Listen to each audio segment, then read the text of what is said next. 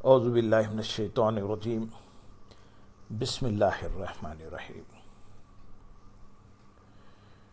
معزز سامعین، آج کی ہماری یہ نشست 7ویں نشست ہے جس میں ہم اسلام سے متعلق شرعی احکام کو سوال و جواب کی شکل میں آپ حضرات کے سامنے پیش کرنے کی سعادت حاصل کر رہے ہیں۔ آج کی اس نشست کا پہلا سوال ہے، نماز یعنی صلاۃ سے کیا مراد ہے؟ جواب، لفظ صلاۃ کا لغوی معنی دعا و استغفار اور رحمت ہے۔ قرآن حکیم میں ارشاد باری تعالیٰ ہے سورۃ التوبہ آیت نمبر 103 میں،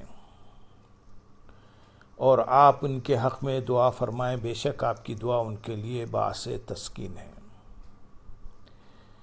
پھر سورۃ الاحزاب آیت نمبر 33 اور 34 میں ارشاد باری تعالیٰ ہے، وہی ہے جو تم پر درود بھیجتا ہے اور اس کے فرشتے بھی۔ اصطلاح شریعت میں صلاۃ سے مراد اللہ تعالیٰ کی عبادت اور اس کی بندگی کا وہ پاکیزہ طریقہ ہے جو اللہ تعالیٰ نے حضور نبی اکرم صلی اللہ علیہ وسلم کو سکھایا، اور حضور نبی اکرم صلی اللہ علیہ وسلم نے با امر الہی جن مخصوص افعال کو مخصوص اوقات میں ادا کرنے کی تلقین کی، اسے عام الفاظ میں نماز کہتے ہیں۔ چنانچہ سورۃ النساء آیت نمبر 103 میں ارشاد باری تعالیٰ ہے، بے شک نماز مومنوں پر مقررہ وقت کے حساب سے فرض ہے۔ علامہ جزیری صلاۃ کی اصطلاح تعریف کرتے ہوئے لکھتے ہیں، اصطلاح فقہ میں صلاۃ ان اقوال و افعال کا مجموعہ ہے جو تکبیر تحریمہ سے شروع اور سلام پر ختم ہوتا ہے۔ اگلا سوال، نماز کن لوگوں پر فرض ہے؟ جواب، نماز ہر مسلمان عاقل بالغ پر، خواہ مرد ہو یا عورت، امیر ہو یا غریب، تندرست ہو یا مریض، مقیم ہو یا مسافر، دن میں 5 مرتبہ فرض ہے۔ سوال، نماز کی کتنی اقسام ہیں؟ جواب، نماز کی 4 اقسام ہیں، 1 فرض، 2 واجب اور 3 سنت اور 4 نفل۔ نمبر 1 فرض، دن میں 5 وقت کی نمازیں فرض ہیں، فجر، ظہر، عصر، مغرب اور عشاء۔ یہ نمازیں ہجرت سے پہلے معراج کی رات مسلمانوں پر فرض ہوئی۔ ان کی فرضیت کتاب و سنت اور اجماع امت سے ثابت ہے۔ جو شخص ان کی فرضیت کا انکار کرے وہ بالاتفاق مرتد ہے۔ علاوہ ازیں جمعے کی نماز مردوں پر فرض ہے، جبکہ نماز جنازہ فرض کفایہ ہے۔ نمبر 2 واجب، عیدین کی نمازیں واجب ہیں۔ علاوہ ازیں عشاء کے وقت 3 وتر واجب ہیں۔ نمبر 3 سنت نمازوں میں نماز تراویح اور دن میں فرض نماز پنجگانہ کے ساتھ ادا کی جانے والی سنن شامل ہیں۔ نمبر 4 نفل، نماز تہجد، اشراق، چاشت، اوابین، صلاۃ التسبیح، صلاۃ الخوف، صلاۃ الحاجت وغیرہ نفل نمازیں ہیں۔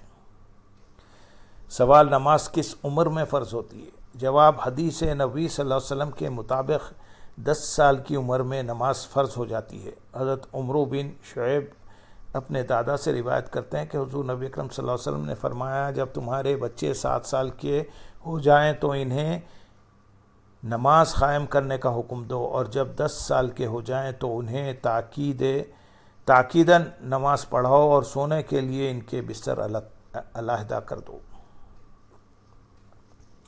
سوال، ادائیگی نماز میں خواتین کے مخصوص مسائل کیا ہیں؟ جواب، ادائیگی نماز میں خواتین کے مخصوص مسائل یہ ہیں۔ نمبر 1 حیض و نفاس کی حالت میں خواتین کا نماز پڑھنا حرام ہے۔ ان دنوں کی نمازیں معاف ہیں اور ان کی قضا بھی نہیں۔ فتوی عالمگیری۔ استحاضہ کی حالت میں خواتین کو نماز اور روزہ معاف نہیں۔ استحاضے سے مراد وہ خون ہے جو حیض و نفاس کے علاوہ بوجہ بیماری ہو۔ استحاضہ اگر اس حد تک پہنچ جائے کہ اتنی مہلت نہیں ملتی کہ وضو کر کے فرض نماز ادا کر سکے تو نماز کے پورے ایک وقت شروع ہونے سے آخر تک اسی حالت میں گزر جانے پر اس کو معذور سمجھا جائے گا۔ اسی حالت میں وضو کر کے ایک وقت کی نماز پڑھنے کی اجازت ہے اور دوسری نماز کا وقت شروع ہو جائے تو پھر دوبارہ وضو کر لینا چاہیے۔ اگر عورت نے اتنا باریک دوپٹہ اوڑھ کر نماز پڑھی جس سے بالوں کی سیاہی چمکے تو اس حالت میں بھی اس کی نماز نہیں ہوگی۔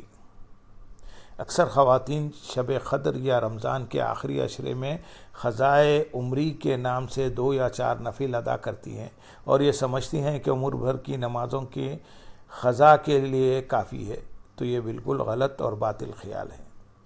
اکثر عورتیں بلا عذر کھڑے ہو کر نماز پڑھنے کی بجائے فرض و واجب اور سنت و نفل تمام نمازیں بیٹھ کر پڑھتی ہیں۔ یہ بالکل غلط ہے۔ نفل کے سوا کوئی نماز بھی بلا عذر بیٹھ کر پڑھنا جائز نہیں۔ سوال: نماز پڑھنے اور قائم کرنے میں کیا فرق ہے؟ جواب: نماز پڑھنے اور قائم کرنے میں بنیادی فرق یہ ہے کہ قرآن حکیم میں صرف نماز پڑھنے کا حکم نہیں ہے بلکہ بالتاکید نماز قائم کرنے پر اصرار ہے، کیونکہ اگر صرف نماز پڑھنے کا حکم ہوتا تو زندگی میں ایک آدھ بار نماز کا ادا کر لینا ہی کافی ہوتا، جبکہ قرآن حکیم میں متعدد حکمتوں کی بنا پر نماز قائم کرنے پر زور دیا گیا ہے۔ مثلاً اولاً اقامت الصلاۃ کے حکم میں مداومت کا پہلو مضمر ہے، جس کا معنی یہ ہے کہ نماز اس طرح ادا کی جائے کہ اسے ترک کرنے کا تصور بھی باقی نہ رہے۔ قرآن حکیم اسے محافظت علی الصلاۃ سے تعبیر کرتا ہے۔ قرآن حکیم میں اللہ تعالیٰ نے ارشاد فرمایا سورۃ البقرہ آیت نمبر 238 میں، سب نمازوں کی محافظت کیا کرو اور بالخصوص درمیانی نماز کی، اور اللہ کے حضور سراپا ادب و نیاز بن کر قیام کیا کرو۔ نماز کی مداومت اور محافظت سے مراد یہ ہے کہ نماز اس طرح پوری زندگی کا مستقل وظیفہ اور شعار بن جائے جس طرح شبانہ روز مصروفیات میں آرام نہ کرنے اور کھانا نہ کھانے کا تصور محال ہے، اس طرح ترک نماز کا تصور بھی خارج از امکان ہو جائے۔